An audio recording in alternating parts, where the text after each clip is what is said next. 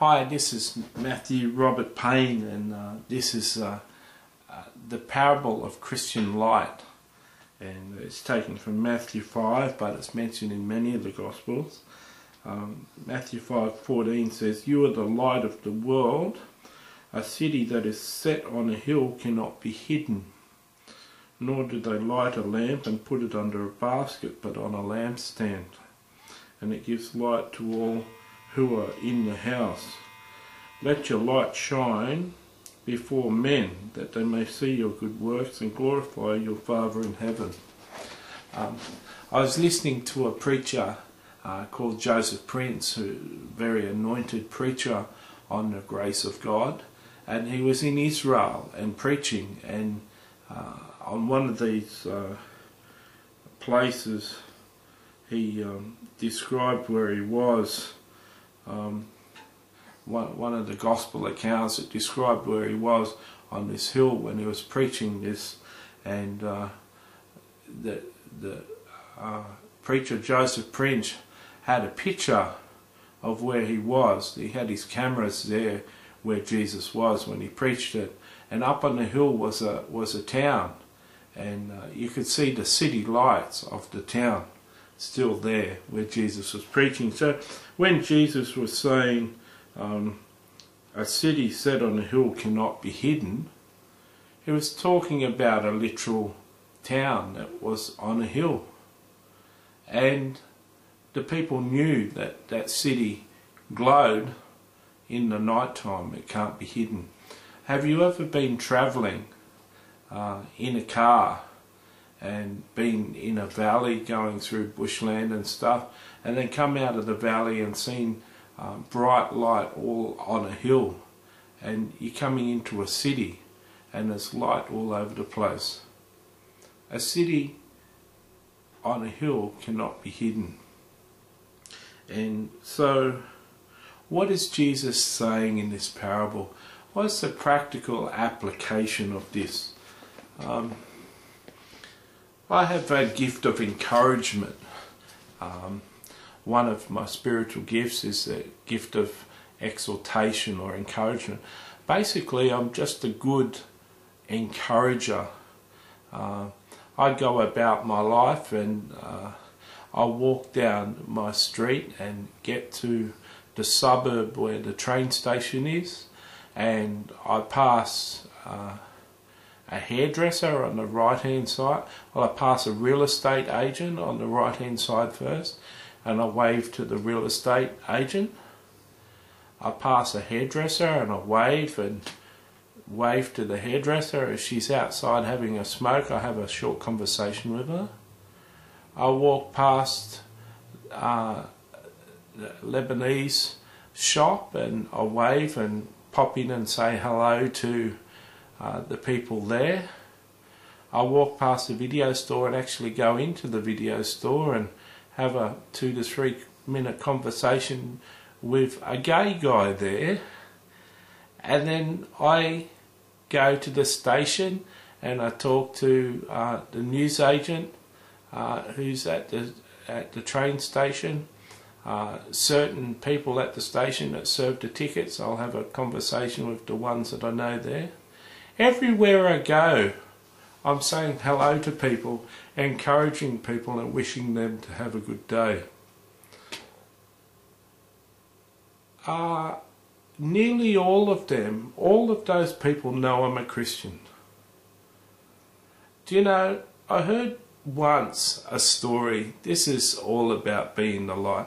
I heard once a story when I was 14 years of age, going on 30 years ago, about a pastor that was in a shopping centre, and he was at the checkout, and a woman in front of him, it come to a total, and the woman in front of him started getting the cashier to deduct certain items from the shopping because they didn't have enough money, and she was really embarrassed. But she was taking out washing powder and toilet rolls and essential items. The woman had a whole basket full of things that are essential that you need.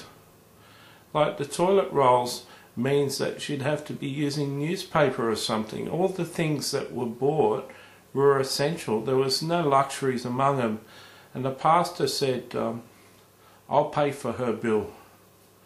Put all her things in a basket and I'll pay for that. And the woman profusely said, no, you don't need to do that. And he says, yes, I want to. So he paid her whole bill, and he said to the woman, go and get a shopping trolley and go and fill it up, and I'll pay for that too. Well, the woman went off, and she came back 3 times embarrassed with a quarter of a trolley, half a trolley, 3/4 of a trolley. 3 times he sent her away until she filled the whole trolley. Then he paid for that, and he loaded all the things into the car, and the whole church was listening to this story of anticipation, because this guy was a pastor, and he was a good communicator and a lovely guy. And he said, and now all of you are waiting for the fact when I said I'm a Christian, and she broke down in tears and became a Christian. But I didn't say anything to her. I didn't even tell her I was a Christian. Do you know, on that day she met Jesus. All you need to do, guys, is go and be Jesus to the world.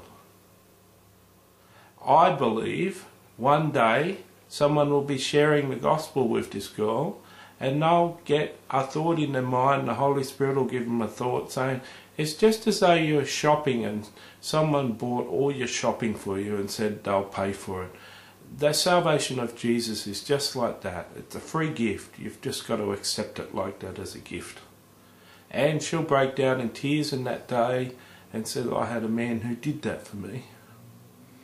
He impressed upon me that day that all we need to do is be Jesus. I've had one of these people in my daily meetings ask me to pray for them when they were in a bit of a crisis situation. Do you know, people, when they're really desperate and searching for answers, if you're known to be a beautiful person, they'll come to you for the answers. Many people have a go at the mega churches, how they're growing exponentially, and they've got heaps of people, and they say they've got loud music, and all they're doing is dumbing down their sermons and putting loud music and just encouraging people, and there's no meat of the word in their churches. But you know what? Every time I go to one of those mega churches here in Sydney, people are getting saved. Every single service. I've sat in a Baptist church for 2.5 years and no one got saved in 2.5 years. People say they want the meat of the word, but what about saving people? See, this Pentecostal church called Hillsong in Sydney produces a lot of Christian worship music, and they're known throughout the whole world. They're an example of a city set on a hill. Their light shines so brightly that people all around the world worship God from the music that they create. That's just one church. That's just one church in Sydney, Australia. And it's a good chance that you will have heard Hillsong and Darlene Check and Hillsong United and Hillsong Church and Hillsong Music. There's a good chance many of you would have heard of Brian Houston, the senior pastor. He's just one pastor who had a vision and a dream to impact a generation and impact the world. You can do great things. Part of doing great things for the world is not hiding your light. What have you got to shine? What can you shine into the world? Are you living a Christian life that is full of grief and depression and hardship? Are you living a life that you're ashamed of? Are you living a life of shame and condemnation and rejection and hurt and pain? You need to find answers in Jesus. You need to do spiritual healing. Get healed up and be happy. You need to find your spiritual gifts and find some purpose in life. Now, one way of being happy is being happy to everyone you meet. Smiling. Do you know, it's amazing how smiling can just cheer you up. You don't even have to be happy. but just know enough people and walk down the road smiling and saying hello to them. You have enough people smile back at you and wave at you, suddenly you're feeling good. It's amazing how being a light can really lighten your mood. Jesus says that let your light shine before men, that they may see your good works and glorify the Father in heaven. So Jesus is talking about the Christian doing good works. Now, many of those people know what I'm doing. Nearly all of them ask me, what am I going to do today? What am I up to? Well, I've just made some videos. I'm going for a walk now. I'm going into my community centre. I'm going to do some work in there. They all know about what I do. I make videos and write articles and do all sorts of Christian things. They're all happy with me. None of them ever say to me, you need to get a job. They know I'm busy doing ministry and doing things. They're all happy. They're all my friends. My pastor came to my suburb and we got a pizza, a $23 pizza for $10. Such is my relationship with the owners of the gourmet pizza store. And she reported back to everyone at church, you should see Matthew, you should see how cheap he got the pizza. You know, everyone in Croydon knows that fellow. You know, he knows everyone there. Everyone says hello to him. And she was bragging. I was hearing it from everyone that they want to come to my place for a pizza. Yeah, that's being a light in the world. You know, I don't know if you've watched many of my parables, the parables that I'm doing online here, but you notice I smile a lot. That's because I'm happy. I don't smile just to do a better presentation. My life is happy, fulfilled, Christ-centered. I feel the presence of God. I feel joy and peace radiating through my body each day. I live with purpose. I live with design. I'm walking in my destiny. I'm fulfilled. I'm full of joy. I've got no need for the lust of the flesh and the lust of the world. I know Jesus. Jesus is my friend. I've met him multiple times in visions and dreams. He's got answers for you. Have a look at the other parables. Have a look at what him and me have got to say.